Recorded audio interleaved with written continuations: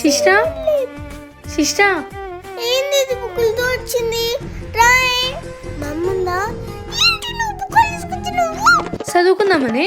చూడు శిష్ట ఆ పాపను చూసి నేర్చుకో, ఎంత బాగా చదువుకుందామని చెప్పి వచ్చిందో. నువ్వు దేనికి చదువుకుందాం ధ్యాసే లేదు నీకు. పైగా ఆ పాప మొహం కడుక్కొని చూడు ఎంత చక్కగా రెడీ అయిందో. పొద్దు నుంచి పిచ్చిదానే కట్టున్నావు కదా నువ్వు.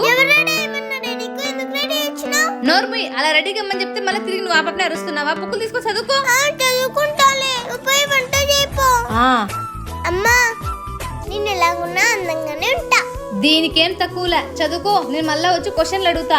గురుపద శక్తి గురుపద శక్తి. అది గురుపద శక్తి కాదు, గురుత్వాకర్షణ శక్తి. అదే అదే ఏదైనా శక్తే కదే గురుపద శక్తి. నువ్వు మారో మీ అమ్మతో పాటు తిట్టించుకుంటానే ఉంటావు. ఇంకతే అడుగుతా. ఏమో వచ్చేసా. ఇట్లదా ఇప్పుడు చెప్పు, గురుత్వాకర్షణ శక్తి అంటే ఏమిటి? గురుత్వాకర్షణ శక్తి కదా మమ్మీ, నేను చెప్తా. చెప్పు. గురుత్వాకర్షణ శక్తి అనగా నేర్చుకున్నాను మమ్మీ. చెప్తా నాకు చెప్తా. చెప్పు. మా 1 లీటర్ చెప్పవా?